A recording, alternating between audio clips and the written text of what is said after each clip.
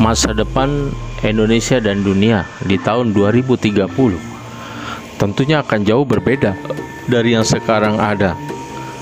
8 hal yang akan terjadi di tahun 2030. Kita mulai dari nomor 8. Nomor 8, populasi global telah mencapai titik krisis.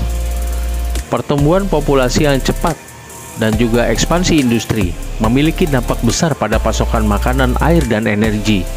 Selama awal 2000-an, ada 6 miliar orang di bumi. Pada 2030, ada tambahan 2 miliar.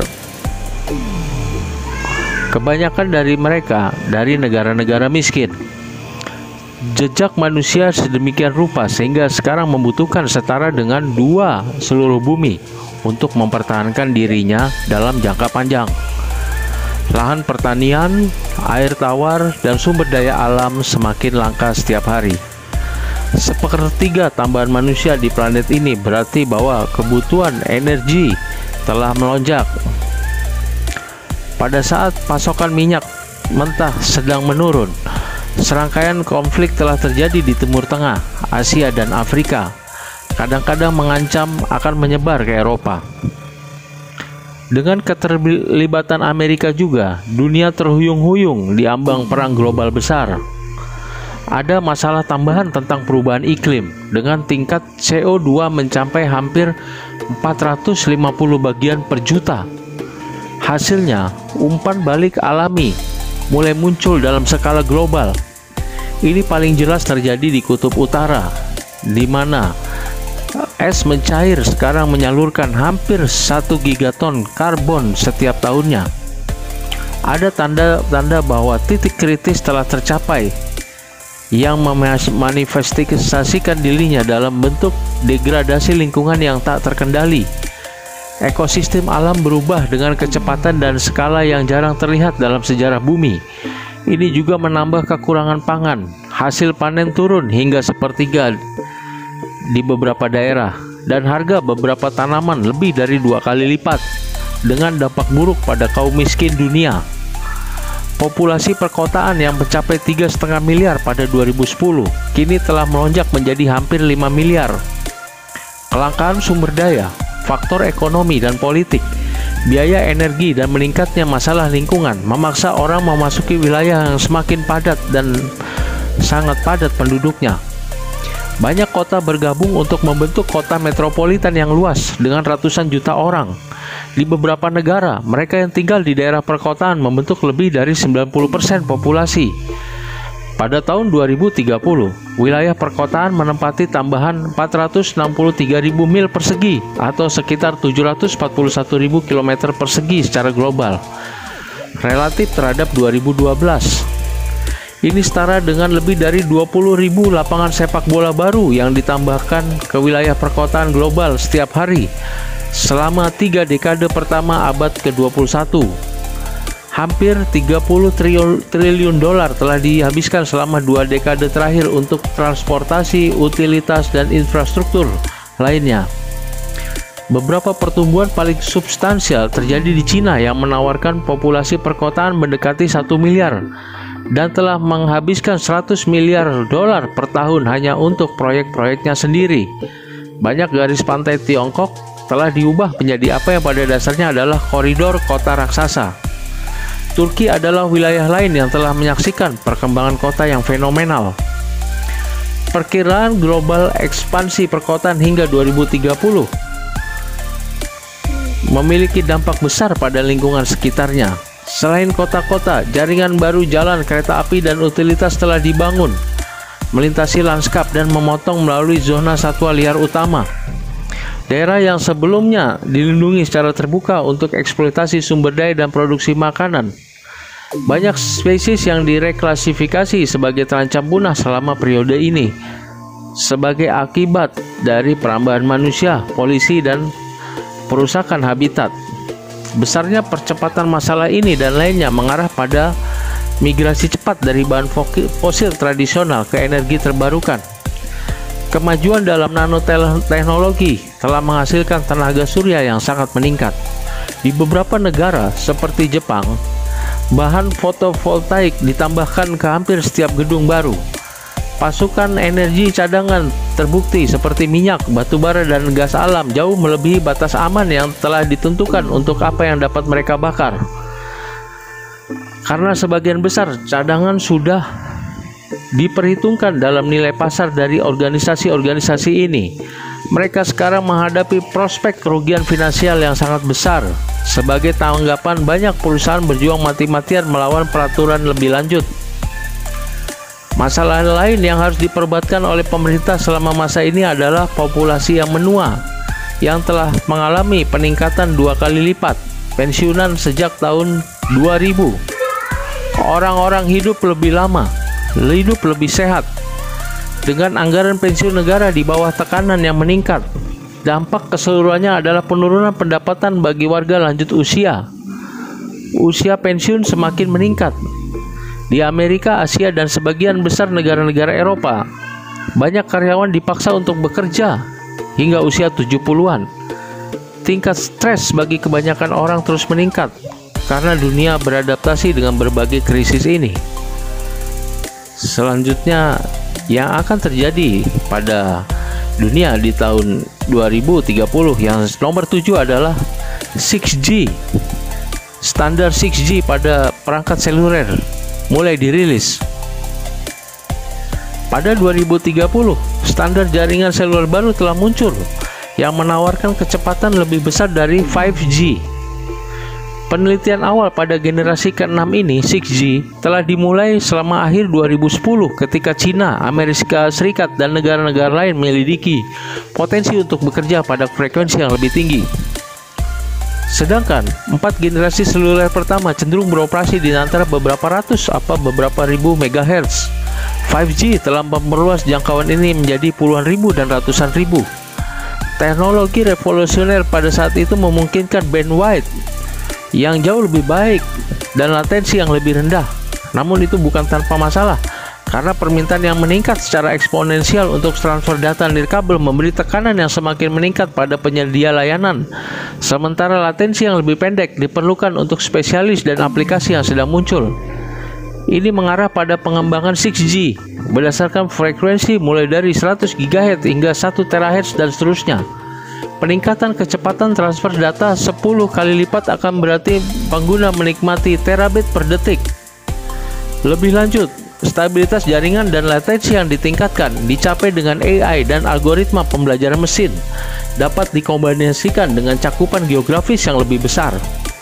Internet of Things yang sudah mapan selama tahun 2020-an sekarang memiliki potensi untuk tumbuh dengan urutan lebih lanjut dan menghubungkan bukan miliaran tetapi triliunan benda. Setelah 1 dekade penelitian dan pengujian, adopsi 6G meluas pada 2030-an. Namun telekomunikasi nirkabel kini mencapai puncak dalam hal kemajuan karena menjadi sangat sulit untuk melampaui batas terahertz. Batas-batas ini akhirnya diatasi, tetapi membutuhkan pendekatan yang sepenuhnya baru dan terobosan mendasar dalam fisika. Gagasan 7G juga diragukan oleh beberapa teknologi yang muncul yang mendukung komunikasi nirkabel yang ada, membuat kemajuan di masa depan yang menjadi berulang dari generasi ke generasi.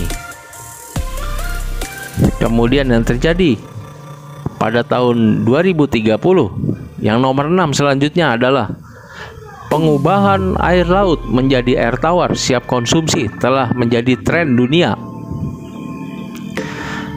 Kombinasi dari kekeringan yang semakin parah, infrastruktur yang menua, dan menipisnya akuifer bawah tanah sekarang membahayakan jutaan orang di seluruh dunia. Pertumbuhan populasi yang sedang berlangsung yang dijelaskan sebelumnya hanya memperburuk hal ini. Dengan pasokan air tawar global terus-menerus mencapai batasnya, ini memaksa ekspansi teknologi desalinasi yang cepat. Gagasan menghilangkan garam dari air laut telah dideskripsikan paling awal 320 sebelum Masehi. Pada akhir 1700-an, itu digunakan oleh Angkatan Laut Amerika Serikat dengan tenaga surya yang dibangun dalam tungku kapal. Baru pada abad ke-20, desalinasi skala industri mulai muncul dengan distilasi multiflash dan membalikan membran osmosis. Limbah panas dari bahan bakar fosil atau pembangkit listrik tenaga nuklir dapat digunakan. Tetapi bahkan kemudian proses ini tetap mahal, tidak efisien dan sangat intensif energi. Pada awal abad ke-21, permintaan dunia akan hal tersebut tumbuh secara eksponensial. PBB memperkirakan bahwa umat manusia akan membutuhkan lebih dari 30% lebih banyak air antara 2012 sampai 2030. Peningkatan historis dalam efisiensi produksi air tawar tidak lagi mampu mengimbangi populasi yang membengkak diperburuk oleh efek perubahan iklim. Metode desalinasi baru dipandang sebagai solusi yang memungkinkan untuk krisis ini, dan sejumlah terobosan muncul selama tahun 2000-an dan 2010-an. Salah satu teknik semacam itu yang sangat bermanfaat bagi daerah kering adalah penggunaan sel fotovoltaik CVV terkonsentrasi untuk menciptakan produksi listrik atau air hibrida. Di masa lalu, sistem ini oleh suhu berlebihan yang membuat sel tidak efisien. Masalah ini diatasi dengan pengembangan saluran mikro berisi air yang mampu mendinginkan sel. Selain membuat sel-sel itu sendiri lebih efisien, air limbah yang dipanaskan kemudian dapat digunakan kembali dalam desalinasi. Proses gabungan ini dapat mengurangi biaya dan penggunaan energi, meningkatkan kepraktisannya pada skala yang lebih besar. Terobosan seperti ini yang lainnya didorong oleh tingkat investasi yang besar, menyebabkan peningkatan besar dalam desalinasi di seluruh dunia. Kecenderungan ini terutama menonjol di Timur Tengah dan daerah khatulistiwa lainnya, rumah bagi konsentrasi energi surya tertinggi dan permintaan air yang tumbuh paling cepat. Namun kemajuan eksponensial ini dikerdilkan oleh banyaknya volume air yang dibutuhkan oleh ekonomi global yang terus berkembang, yang sekarang termasuk kelas menengah yang berkembang di Cina dan India. Dunia menambah 80 juta orang setiap tahun, setara dengan seluruh populasi Jerman. Pada 2017, Yaman dalam keadaan darurat dengan ibu kotanya yang hampir seluruhnya kehabisan air tanah. Ketidakstabilan regional yang signifikan mulai mempengaruhi kawasan Timur Tengah, Afrika Utara, dan Asia Selatan ketika sumber daya air menjadi senjata perang. Di tengah kekacauan ini, kemajuan yang lebih besar sedang dibuat dalam desalinasi. Diakui bahwa tren kapasitas saat ini meskipun mengesankan dibandingkan dengan dekade sebelumnya, tidak cukup untuk memenuhi permintaan global, dan oleh karena itu diperlukan terobosan besar dan mendasar dalam skala besar. Nanoteknologi menawarkan terobosan baru. Penggunaan grafit dalam proses penyaringan air telah ditunjukkan pada awal 2010-an. Ini melibatkan lembaran karbon setebal atom, mampu memisahkan garam dari air menggunakan tekanan yang jauh lebih rendah, dan karenanya energi yang jauh lebih rendah pula. Hal ini disebabkan oleh presisi ekstrim yang digunakan perforasi pada setiap membran grafin. Dengan ukuran hanya 1 nanometer, setiap lubang adalah ukuran yang sempurna untuk molekul air untuk masuk. Manfaat tambahan adalah daya tahan grafin yang sangat tinggi, berpotensi membuat pabrik desalinisasi lebih andal dan tahan lama. Sayangnya, paten diamankan oleh perusahaan yang pada awalnya membatasi penggunaannya yang lebih luas. Sejumlah tuntutan hukum internasional tingkat tinggi diajukan ketika para pengusaha dan perusahaan berusaha mengembangkan versi mereka sendiri. Dengan krisis yang sebenarnya terjadi, ini menyebabkan restrukturisasi hak kekayaan intelektual. Pada tahun 2030, sistem filtrasi berbasis grafin telah menutup sebagian besar kesenjataan antara penawaran dan permintaan, mengurangi kekurangan air global. Namun keterlambatan pengenalan teknologi revolusioner ini telah menyebabkan masalah di banyak bagian dunia yang rentang. Pada tahun 2040-an dan selanjutnya, desalinasi akan memainkan peran yang bahkan lebih penting karena manusia beradaptasi dengan iklim yang berubah dengan cepat. Pada akhirnya, air akan menjadi sumber utama air tawar dunia karena sumber-sumber yang tidak terbarukan seperti sumber fosil habis di seluruh dunia. Selanjutnya yang akan terjadi di tahun 2030 yang nomor 5 adalah depresi telah menjadi penyakit nomor 1 secara global. Ketika diukur dengan hilangnya nyawa selama bertahun-tahun, depresi kini telah melampaui penyakit jantung untuk menjadi beban penyakit global yang utama. Ini termasuk tahun yang hidup dalam kondisi kesehatan yang buruk dan tahun yang hilang karena kematian yang prematur. Penyebab utama dari depresi termasuk kekhawatiran hutang, pengangguran, kejahatan, kekerasan, terutama kekerasan keluarga, perang, degradasi lingkungan dan bencana, stagnasi ekonomi yang sedang berlangsung di seluruh dunia adalah faktor utama. Namun kemajuan sedang dibuat dengan destigmatisasi penyakit mental. Selanjutnya yang nomor 4 adalah yang akan terjadi pada tahun 2030 adalah model cuaca secara penuh telah diberlakukan. Komputasi skala zetaflop sekarang tersedia yang 1000 kali lebih kuat daripada komputer pada 2020 dan 1.000.000 kali lebih kuat daripada komputer pada 2010. Satu bidang yang melihat manfaat khusus selama ini adalah bidang cuaca atau meteorologi. Perakiraan cuaca dapat dihasilkan dengan akurasi 99% selama periode 2 minggu. Satelit dapat memetakan pola angin dan hujan secara real time dengan resolusi yang fenomenal. Dari kilometer persegi pada dekade sebelumnya hingga meter persegi dengan teknologi saat ini. Prediksi iklim dan permukaan laut juga dapat dicapai dengan detail yang lebih besar dari sebelumnya, menawarkan kepastian yang lebih besar tentang prospek jangka panjang planet ini. Selanjutnya, nomor 3 yang akan terjadi pada tahun 2030 adalah sampah luar angkasa telah menjadi masalah umum dalam penerbangan luar angkasa. Sampah antariksa atau puing-puing yang tersisa di orbit dari aktivitas manusia telah terus berkembang di orbit rendah bumi selama lebih dari 70 tahun. Itu terdiri dari segala sesuatu dari tahap roket yang dihabiskan untuk satelit yang mati hingga puing-puing yang tersisa dari tabrakan yang tidak disengaja. Ukuran sampah antariksa dapat mencapai beberapa meter, tetapi paling sering adalah partikel sangat kecil seperti serutan logam dan cat flek. Meskipun ukurannya kecil, serpihan-serpihan seperti itu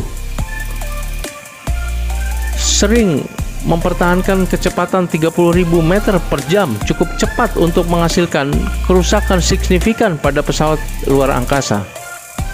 Satelit, roket, dan stasiun ruang angkasa serta astronot yang melakukan perjalanan ruang angkasa semuanya harus mengatasi meningkatnya kerusakan yang disebabkan oleh tabrakan dengan partikel-partikel ini.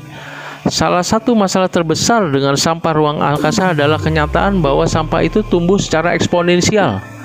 Tren ini seiring dengan meningkatnya jumlah negara yang memasuki ruang angkasa telah membuat tabrakan orbital terjadi hampir secara teratur dalam beberapa tahun terakhir. Negara-negara penjelajah ruang angkasa terbaru telah sangat terpengaruh. Peristiwa yang mirip dengan tabrakan satelit Amerika Serikat Iridium dan Kosmos Rusia pada tahun 2009 telah menimbulkan kekhawatiran terhadap apa yang disebut sindrom Kessler. Skenario ini adalah sampah ruang angkasa mencapai masa kritis, memicu reaksi berantai tabrakan, sampai hampir setiap satelit dan objek buatan manusia dalam pita orbit telah direduksi menjadi puing-puing. Peristiwa semacam itu dapat menghancurkan ekonomi global dan membuat perjalanan ruang angkasa di masa depan hampir tidak mungkin. Pada tahun 2030, jumlah sampah antariksa di orbit telah naik 3 kali lipat dibandingkan dengan 2011. Jutaan fragmen yang tak terhitung jumlahnya kini dapat ditemukan di berbagai tingkat orbit. Generasi baru perisai untuk pesawat ruang angkasa dan roket sedang dikembangkan bersama dengan pakaian ruang angkasa yang lebih tangguh dan lebih tahan lama untuk astronot. Ini termasuk penggunaan bahan nanoteknologi atau penyembuhan sendiri, meskipun biayanya terlalu tinggi untuk menutupi semuanya. Potongan puing yang lebih besar juga berdampak pada bumi itu sendiri, meskipun sebagian besar daratan di lautan, karena permukaan planet ini 70% tertutup oleh air. Beberapa tabrakan di darat memerlukan sistem peringatan dini bagi orang-orang di daerah yang terkena dampak. Peningkatan regulasi telah mulai mengurangi pertumbuhan puing-puing ruang, sementara teknologi pelindung dan perbaikan yang lebih baik telah mengurangi frekuensi kerusakan. Peningkatan daya komputasi dan sistem pelacakan juga membantu memprediksi jalur puing dan menginstruksikan pesawat ruang angkasa untuk menghindari area yang paling berbahaya. Pilihan untuk memindahkan puing secara fisik juga sedang dikerahkan, termasuk jaring dan tombak yang ditembakkan dari satelit kecil bersama dengan laser berbasis darat yang dapat mendorong sampah ke orbit yang membusuk sehingga terbakar di atmosfer. Meskipun demikian, sampah ruang angkasa tetap menjadi masalah yang besar untuk saat ini. Nomor 2 yang akan terjadi dalam tahun 2030 adalah generasi baru dari helikopter militer. Selama bertahun-tahun, helikopter yang digunakan oleh Angkatan Udara Amerika Serikat pada dasarnya bersifat anakronistik. Meskipun terus ditingkatkan dengan teknologi baru, desain helikopter yang mendasarinya pada tahun 2000-an dan 2010-an adalah sama seperti yang terjadi selama beberapa dekade. Dalam Perang Modern Amerika, helikopter terutama bertugas dalam transportasi, pengintaian, dan peran pasokan. Ini tetap benar hari ini, namun Angkatan Udara sekarang akhirnya menerapkan armada baru, mengambil alih Black Hawk dan Chinook yang sudah tua. Sementara pesawat diturunkan dari berbagai kelas ukuran, penambahan yang paling menonjol adalah Rotorcraft Joint Multi-Role atau GMR dan Rotorcraft Joint Heavy Lift. GMR Rotorcraft dirancang dengan metode produksi yang mirip dengan F-22 Osprey pada dekade sebelumnya. Desain tilt throttle memungkinkan lepas landas secara vertikal dan penerbangan dorong ke depan. Ini dapat mempertahankan kecepatan lebih dari 200 mph dengan jangkauan tempur sekitar 1000 mil dan ketinggian maksimum 6000 kaki. Seiring dengan operasi tempur tradisional, Rotorcraft GMR digunakan dalam berbagai peran termasuk pengintaian, pencarian dan penyelamatan, medevac, transportasi, perang anti kapal selam, dan lainnya. Produksi ini akan terus berlanjut sepanjang 2030-an, sepenuhnya menggantikan Black Hawk ketika pensiun pada 2038. Di samping Rotorcraft GMR adalah Rotorcraft Joint Heavy Lift, tambahan utama bagi armada. Memanfaatkan desain tilt throttle yang serupa, ia mampu dengan kecepatan 290 mph ketika mesin dalam posisi turboprop horizontal dengan jangkauan 600 mil dan mampu membawa muatan 25 ton. Ini membuatnya menjadi alternatif yang layak untuk pesawat angkut C-137 Super Hercules milik Angkatan Udara. Kedua pesawat bersama dengan model-model yang lain sekarang memasuki layanan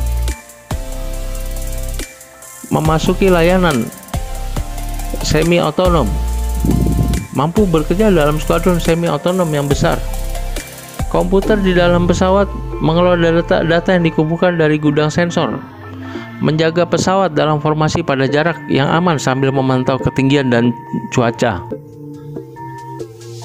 Untuk peran tempur, GMR mungkin masih menggunakan pilot manusia, tetapi remote control menjadi lebih populer dalam misi yang kurang kompleks seperti untuk transportasi. Instruksi penerbangan umum biasanya dimasukkan ke dalam komputer penerbangan, memungkinkan untuk penerbangan pada dasarnya otonom. Hal yang sama berlaku untuk Rotorcraft Joint Heavy Lift. Sensor internal memonitor bahkan kerusakan sekecil apapun. Perbaikan dilakukan secara teratur dalam penerbangan, seringkali dengan bahan penyembuhan diri. Perbaikan tanah biasanya dilakukan dengan robot, membuat intervensi manusia sebagian besar tidak perlu. Yang nomor satu, apa yang akan terjadi pada 2030 yaitu setengah shopping mall yang ada di dunia ini akan tutup. Untuk sebagian besar abad 20, pusat perbelanjaan adalah bagian intrinsik dari budaya dunia. Pada puncaknya di pertengahan tahun 90-an, terdapat banyak mall berdiri setiap tahun. Namun sejak awal 2000-an dan seterusnya, mall-mall yang berkinerja buruk akan kosong, yang dikenal dengan dead mall menjadi masalah baru yang muncul. Pada tahun 2007, setahun sebelum resesi hebat, tidak ada mall baru yang dibangun di Amerika. Untuk pertama kalinya dalam setengah abad, Hanya satu mall baru, City Creek Center Mall di Salt Lake City yang dibangun antara 2007 dan 2012. Kesehatan ekonomi mall yang masih hidup terus menurun dengan tingkat kekosongan yang tinggi menciptakan kelebihan pasokan yang berlebih. Sejumlah perubahan telah terjadi dalam kebiasaan belanja dan mengemudi. Semakin banyak orang tinggal di kota-kota dengan lebih sedikit yang tertarik pada mengemudi, dan orang-orang pada umumnya membelanjakan kurang dari sebelumnya. Milenial yang mengerti teknologi atau dengan generasi Y khususnya telah menganut cara hidup baru. Internet telah membuatnya jauh lebih mudah untuk mengidentifikasi produk termurah dan memesan barang tanpa harus secara fisik ada di sana. Pada dekade-dekade sebelumnya, ini sebagian besar mempengaruhi barang-barang digital seperti musik, buku, dan video yang diperoleh dalam hitungan detik. Tetapi bahkan pada akhirnya mungkin dapat diunduh berkat maraknya pencetakan 3D di rumah. Banyak mall yang ditinggalkan ini sekarang sedang dikonversi ke penggunaan lain seperti perumahan. Demikianlah pemirsa tentang apa yang terjadi di tahun 2030. Semoga bermanfaat. Ikuti terus channel saya. Terima kasih.